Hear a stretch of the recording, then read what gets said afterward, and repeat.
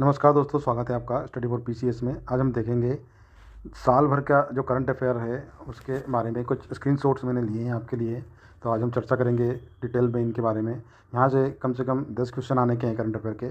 तो national, international और MP सारे करंट अफेयर मैंने इसमें कवर किए हैं। लगभग जितना मेरे से हो सका उतना किया है। आप इसको देखिए, डेफिनेटली 4 से 5 क्वेश्चन आपके यहाँ से आने वाले हैं, तो अच्छे से देखिए और डिटेल में देखिए। तो हम 2024 में जो जो घटनाएं घटी है वो हम देखेंगे आज। तो सबसे पहले शुरुआत करते हैं हम। मलावी के उपराष्ट्रपति की प्लेन हादसे में मौत। अब यहाँ पे आपको याद रख लेना है कि मलावी की राजधानी क्या है। ब्लेंटायर है ना, ये वहाँ का एक शहर है। मलावी के उपराष्ट्रपति का नाम याद होना चाहिए आपको। का नाम है क्या? साउलोस चिलीमा। ठीक है, प्लेन हादसे में इनकी मौत हो गई है। और ये चिकगांवा की पहाड़ियों में क्रैश हुआ है, ये याद रखें।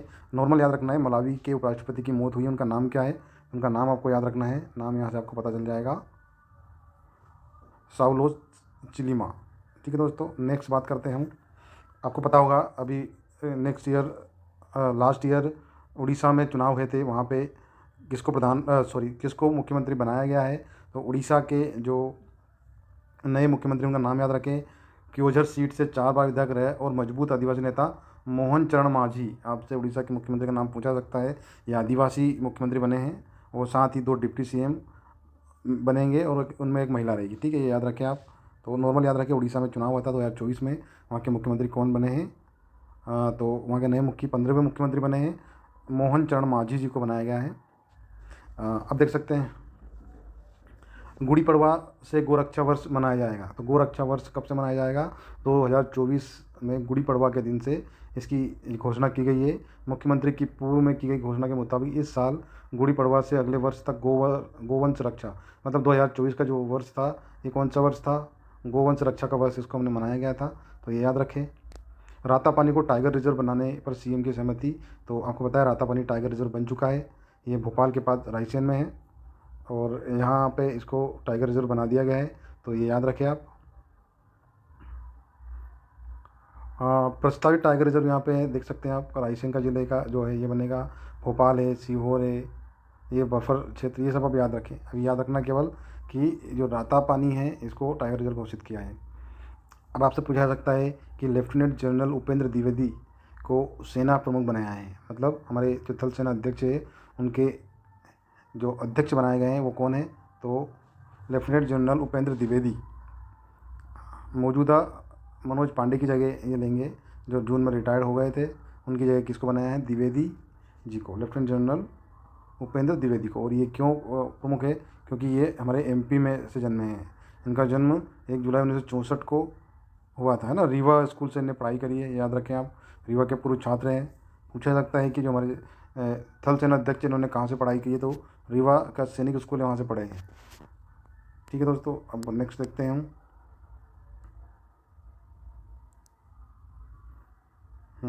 ये मलावी की कैपिटल्स, ये अभी हमने देखा था जब प्लेन क्रैश हुआ था, उसकी कैपिटल अगर आपसे पूछे तो आपको याद होना चाहिए, उसकी कैपिटल है लिलोंगावा। पूछा जा सकता है किसी भी देश की कैपिटल, तो याद रखें आप, मलावी की कैपिटल क्या है? लिलोंगावा, है ना। नेक्स्ट बात करते हैं हम। और जो वहाँ के राष्ट्रपति का नाम है मलावी के, लाजर चकवेरा। ठीक है, राष्ट्रपति नाम पूछा सकता है क्योंकि उपराष्ट्रपति की तो मौत हो गई है। उनका नाम मैंने आपको बताया था, यहाँ पे याद रखें। वहाँ के राष्ट्रपति है लाजर चकवेरा। ठीक है। और साउलोस चिलीमा की मृत्यु हो गई है प्लेन हादसे में, तो याद रखें आप। अब हम फिर से बात करते हैं, फिर से खबर आई थी ये। नौसेना प्रमुख बने त्रिपाठी जी और थल सेना प्रमुख बने हैं जनरल द्विवेदी, है ना, उपेंद्र द्विवेदी। शिखर पर मध्य प्रदेश, पहली बार सेना प्रमुख और नौसेना प्रमुख दोनों ही मध्य प्रदेश से हैं। दोनों रीवा में 8 साल तक एक ही सैनिक स्कूल में पढ़े। ये याद रखें आप कि भारतीय सेना में जो उपेंद्र द्विवेदी है इनको बनाया है थल सेना अध्यक्ष, और त्रिपाठी जी है इनको बनाया गया है वायुसेना अध्यक्ष। तो दिनेश कुमार त्रिपाठी जी जो बने हैं ये वायुसेना अध्यक्ष बने हैं, और उपेंद्र द्विवेदी थल सेना। ये यहाँ पे ये चीज़ आपको याद रखना है।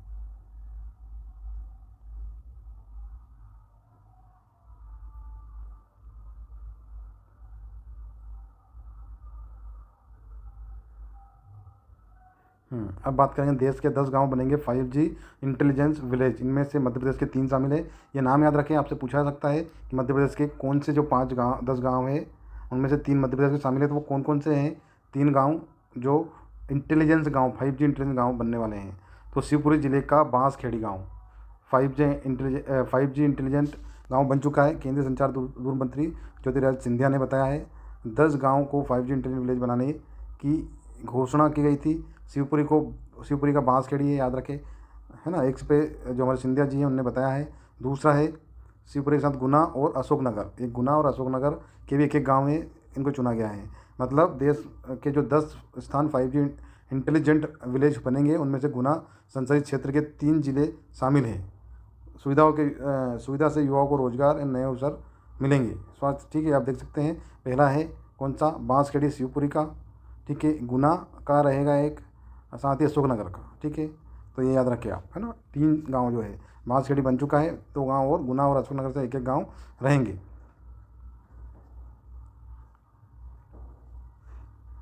अब हम बात करते हैं, अगला जो हमारा प्रश्न है कि खालूबार युद्ध स्मारक कहाँ है? ये आपसे पूछा जा सकता है। तो लद्दाख में स्थित है ये खालूबार युद्ध स्मारक। इसके बारे में ये चर्चा में रहा है। कारगिल युद्ध के नायकों को श्रद्धांजलि के रूप में भारतीय सेना ने खालूबार युद्ध स्मारक पर्यटकों के लिए शुरू किया है। बता दें कि कैप्टन विक्रम बत्रा स्मारक के नाम से भी जाना जाता है। तो आपसे पूछा सकता है खालूबार युद्ध स्मारक क्या, जो हमारे विक्रम बत्रा हैं, ठीक है, जिन्होंने कारगिल युद्ध में अपनी शहादत दी थी, उनके नाम पे भी इसको रखा, उसके नाम से इसको रखा गया है। अगला प्रश्न है एशियाई किंग गिद्ध संरक्षण और प्रजनन केंद्र कहाँ स्थापित किया गया है? तो एशियाई राजा गिद्ध संरक्षण और प्रजनन केंद्र, इसको जटायु संरक्षण और प्रजनन केंद्र भी कहते हैं, उत्तर प्रदेश के मल्हारगंज जिले में स्थापित किया जा रहा है। यह दुनिया का पहला ऐसा केंद्र है जो विशेष रूप से एशियाई राजा गिद्ध, इसका साइंटिफिक नाम भी याद रहे गिद्ध का, सार्कोफेगस सेप्रेनस सार्कोफेगस सेप्रेनस, इसको याद रखें, इसका ये नाम है साइंटिफिक नेम। याद केवल हमको याद ये रखना है, जटायु संरक्षण और प्रजनन केंद्र उत्तर प्रदेश के मल्हारगंज में, ठीक है, खोला जा रहा है, जो दुनिया का पहला है, जो एशियाई राजा गिद्ध के लिए है। और गिद्ध का वैज्ञानिक नाम सार्कोफेगस सेप्रेनस, ठीक है। पुष्पक क्या है? पुष्पक, जिसे LE-02 भी कहा गया, भारतीय अंतरिक्ष अनुसंधान इसरो द्वारा विकसित भारत का पहला स्वदेशी रीयूजेबल लॉन्च व्हीकल है, RLV है ये, है ना। पुष्पक याद रखें, मतलब क्या है, ये किसी सैटेलाइट को वहाँ पे छोड़ के वापस आ जाएगा और इसको फिर से हम यूज़ कर सकते हैं। तो इसरो का लक्ष्य है 2030 तक पुष्पक का उपयोग करके छोटे उपग्रह को कक्षा में ले जाना शुरू करें, ठीक है। इसके बाद बात करते हैं 1 वीक 1 थीम अभियान क्या है? तो केंद्रीय विज्ञान और प्रौद्योगिकी विभाग द्वारा विज्ञान और प्रौद्योगिकी की विभिन्न विधाओं के लिए नए कामों को शोकेस करने के लिए 1 वीक 1 थीम अभियान शुरू किया गया है। बता दें इसे 2023 में शुरू किए गए 1 थीम 1 लैब की तरह तर्ज पर विकसित किया जाएगा। तो ये चीज़ 2-3 चीज़ें आप यहाँ पे याद रखें। मध्य प्रदेश के पूर्व रणजी प्लेयर विजय नायडू का निधन हो गया है। तो आपसे नॉर्मल पूछा जा सकता है कि विजय नायडू किस खेल से संबंधित है, ठीक है। मध्य प्रदेश के पूर्व खिलाड़ी रणजी खिलाड़ी विजय नायडू का बुधवार को दोपहर मुंबई में निधन हो गया है। विजय नायडू का 79 की एज में निधन हो गया है। मध्य प्रदेश के पूर्व प्रथम श्रेणी क्रिकेटर थे। उन्होंने 3 सत्रों कब से कब तक खेले? 68 से 69, 70 से 71 तक MP रणजी टीम का नेतृत्व किया, मतलब कप्तान थे रणजी टीम के ये। 60-61 से 70-68 के बीच 47 प्रथम और 3 लिस्ट मैच खेले हैं। वे कई वर्षों तक MPCA क्रिकेट डेवलपमेंट कमेटी के अध्यक्ष रहे हैं, उपाध्यक्ष 2010 से 2012 तक रहे, ठीक है, ये याद रखें। और ये चयन समिति के अध्यक्ष भी रहे। तो पूछा जा सकता है विजय नायडू का निधन हो गया है, ये कहाँ के खिलाड़ी थे? मध्य प्रदेश के। पूछा जा सकता है ये क्रिकेट से संबंधित है या किसी और राज्य से, तो ये याद रखिए मध्य प्रदेश के थे। अब अगला प्रश्न है महाराष्ट्र की तन्वी ने 17 घंटे 42 मिनट में इंग्लिश चैनल तैरकर पार करने वाली पहली भारतीय महिला बन गई है, पहली भारतीय माँ बन गई है ना। महाराष्ट्र के नासिक में 2 जुड़वा बेटों की माँ तन्वी चव्हाण देवरे इंग्लिश चैनल को पार करने वाली देश की पहली माँ है। तन्वी ने 29 जून को अटलांटिक सागर में, इंग्लिश चैनल कहाँ है? अटलांटिक सागर में 16 डिग्री तापमान में 17 घंटे और 42 मिनट तैरकर इंग्लिश चैनल पार किया है। तन्वी को ब्रिटेन के शहर डोवर से 32 किलोमीटर दूर फ्रांस के कैंप में तैरकर जाना था, लेकिन ऊंची और तेज़ लहरों के कारण उन्हें रास्ता बदलकर विंसेंट के में फ्रांसीसी तट तक पहुंचने के लिए अतिरिक्त 10 किलोमीटर की दूरी तय करनी पड़ी। हालांकि समुद्र के लहरों में तन्वी के 3 घंटे तैरा के, लेकिन उन्होंने अपना हौसला नहीं खोया। रोज़ 8 घंटे अभ्यास, ठीक है, देख सकते हैं नॉर्मल। तन्वी का संबंध किससे है? तो याद रखें इंग्लिश चैनल को पार करने वाली पहली भारतीय माँ है ये। भजन को पौराणिक कथाएं सुन रिफ्रेश कर रहती है 25 साल की श्रीजा। अब श्रीजा कौन है है ना। टेनिस खिलाड़ी है ये। श्रीजा अकुला हाल ही में कंटेंडर टूर्नामेंट जीतने वाली पहली भारतीय महिला बन चुकी है। अब ओलंपिक में खेलेगी ये। इनका नाम याद रखें, क्या नाम है इनका? श्रीजा। श्रीजा किस खेल से संबंधित है ये याद रखें आप। 25 साल की टेबल टेनिस खिलाड़ी है। ठीक है, इनका याद रखें नॉर्मल। दुनिया की पहली मिस एआई बनी किंजा लेली। देखो ये यहाँ से प्रश्न पूछा जा सकता है कि दुनिया की पहली मिस एआई कौन बनी है, तो किंजा लेली। ठीक है, मोरक्को की कंप्यूटर जनरेटेड इन्फ्लुएंसर किंजा लेली दुनिया की पहली miss AI world beauty contest जीती है। इस प्रतियोगिता में 1500 प्रतिभागी थे। 15 विजेता को 16 लाख रुपए मिले हैं। किंजा को कैसा ब्लांका की 40 साल की मिरियम वैसा से बनाया है। भारत की एआई मॉडल जारा सतवारी प्रतियोगिता में टॉप 10 में जगह बनाने में कामयाब होगी। तो याद रखें कि मध्य प्रदेश सॉरी भारत की जो एआई मॉडल कौन थी, जारा सातवारी। और किसने जीता है? मोरक्को की जो एआई है किंजा लेली ने दुनिया की पहली मिस यूनिवर्स बनी है एआई। ठीक है, अगला है गौतम गंभीर टीम इंडिया के नए हेड कोच। आपको पता होगा, नॉर्मल खबर है, याद है सभी को। हाँ, दुनिया का पहला संचार उपग्रह 1962 में नासा के ने जो है इसको छोड़ा था, याद रखें। मध्य प्रदेश की पलक और अनन्या ने राष्ट्रीय गोताखोरी में जीते स्वर्ण पदक। आपको याद रखना है पलक और अनन्या किस खेल से संबंधित है, तो ये दोनों की दोनों क्या है, तैराक है। ठीक है, गोताखोर है। पलक शर्मा और अनन्या यादव ने राष्ट्रीय गोताखोरी वाटर पोलो स्पर्धा में स्वर्ण पदक अपने नाम किए हैं। अनन्या का लगातार दूसरा स्वर्ण है, पलक का यह तीसरा पदक है, जिनमें 2 रजत और 1 रजत शामिल है। पीपलियाहाना स्थित स्विमिंग पूल में आयोजित गोताखोरी स्पर्धा में, ये याद रखें, पढ़ लेना आप इनके बारे में। भारत में बना स्टीम इंजन जहाज कब बना, ये आपसे पूछा जा सकता है। तो 1823 में भारत में बने पहले स्टीम इंजन जहाज जिसका नाम क्या था, डायना, को कोलकाता में जलावतरण हुआ था। ठीक है, और अगले साल इसको बंगाल ने खरीद लिया था। तो आपसे नॉर्मल पूछा जा सकता है कि भारत के पहले स्टीम इंजन का नाम क्या है, तो डायना है। कहाँ पे इसका जल में उतारा गया था, तो इसको कोलकाता में उतारा गया था।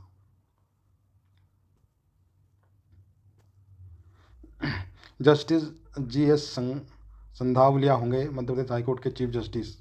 ठीक है, ये बीच में इनको बनाया गया था। पंजाब हरियाणा हाईकोर्ट के वरिष्ठतम न्यायमूर्ति justice GS संधावलिया Madhya Pradesh high court के अगले चीफ जस्टिस होंगे। तो ये बने, इनको याद रखिएगा, लेकिन वर्तमान में जो है उनका नाम कमेंट करके बताइएगा आप। सतत विकास लक्ष्यों इंडेक्स में मध्य प्रदेश अग्रणी राज्यों में, तो फ्रंट रनर में आ गया है हमारा मध्य प्रदेश। नीति आयोग ने SDG इंडिया इंडेक्स 2023-24 की रिपोर्ट जारी की। इसके मुताबिक मध्य प्रदेश 67 समग्र अंकों के साथ अग्रणी राज्यों में शामिल हुआ है। मध्य प्रदेश ने गरीबी हटाने में 67, साफ पानी पीने में 87, ऊर्जा उपलब्ध कराने में 90, शहरी विकास में 86, शांति न्याय संस्थानों की स्थापना में शानदार प्रदर्शन किया है। उत्तराखंड और केरल 79 अंकों के साथ संयुक्त रूप से शीर्ष प्रदर्शन करने वाले राज्य बने। हालांकि इसके बाद तमिलनाडु और गोवा 77 नंबर आता है। रिपोर्ट के मुताबिक भारत का समग्र SDG स्कोर 2022-23-24 में बढ़कर 71 हो गया है। वहीं ये 2020-21 में 66 था। तो ये याद रखें, 13/7/2024 की खबर है।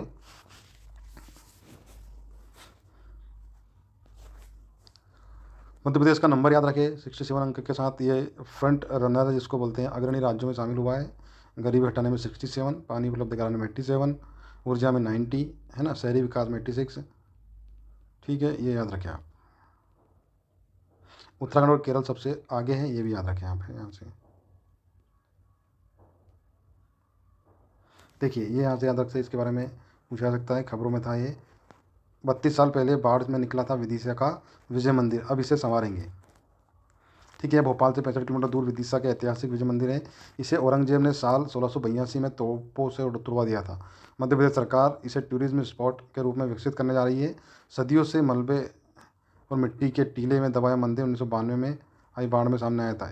स्थानीय इतिहासकार कैलाश देवरिया बताते हैं कि 10वीं सदी के चालुक्य राजवंश, ये पूछा जा सकता है कि जो विदिशा का विजय मंदिर है, ठीक है, इसका निर्माण किसने कराया था, तो 10वीं सदी में चालुक्य राजवंश महामंत्री वाचस्पति ने प्रतिहारों पर विजय के प्रतीक के रूप में कराया था। तो ये यहाँ से 100% प्रश्न आने का है कि किसने करवाया था, विदिशा में है, चालुक्यों ने करवाया था। प्रतिहारों पर विजय के इसमें कब करवाया था, 10वीं सदी में कराया था। ठीक है, यह चालुक्यों की कुलदेवी भिल्ल स्वामिनी को समर्पित है। तो ये मंदिर किसको समर्पित है, ये भी पूछा जा सकता है। ठीक है, प्रांगण में कोणार्क की तर्ज पर सूर्य मंदिर भी है, तो यहाँ सूर्य मंदिर भी है। 1024 में इल्तुतमिश ने मंदिर पर आक्रमण कराया था। अलबरू ने लिखा है कि मंदिर में 105 गज मतलब 300 फीट ऊंचा था। ये मंदिर आप देख सकते हैं। ठीक है, विदिशा में है। ASI ने के साथ मिलकर योजना बनाएंगे। मध्य प्रदेश के संस्कृति राज्य धर्मेंद्र सिंह कहते हैं कि विजयपुर जैसे मंदिरों और प्रसिद्ध स्थलों का जीर्णोद्धार करने की तैयारी चल रही है। ठीक है, इसको देख लीजिएगा आप, यहाँ से प्रश्न बन सकता है। अब दूल्हा मंदिर पूछा जा सकता है आपकी कहाँ पे है। दूल्हा मंदिर में गंगा की चतुर्भुज प्रतिभा सुंदर ढंग से अंकित, तो ये आप देख सकते हैं दूल्हा मंदिर कहाँ है, खजुराहो में है। ठीक है, स्थित है। यह मंदिर शिव जी को समर्पित है। इसे कुंवरनाथ मंदिर भी कहा जाता है। इसका निर्माण ईस्वी का माना जाता है। मंदिर सुंदर प्रतिमाओं से सुसज्जित है। इसे गंगा की चतुर्भुज प्रतिभा अत्यंत सुंदर ढंग से अंकित की गई है। तो आपसे पूछा जा सकता है कि गंगा जी की सुंदर जो मूर्ति है वो कहाँ है, तो 1000 ईस्वी में बनाया गया था इसको। ये मंदिर की जो मूर्ति है खजुराहो में, दूल्हादेव मंदिर में है। ठीक है, ये याद रखें। इसको पढ़ लेना डिटेल में आप।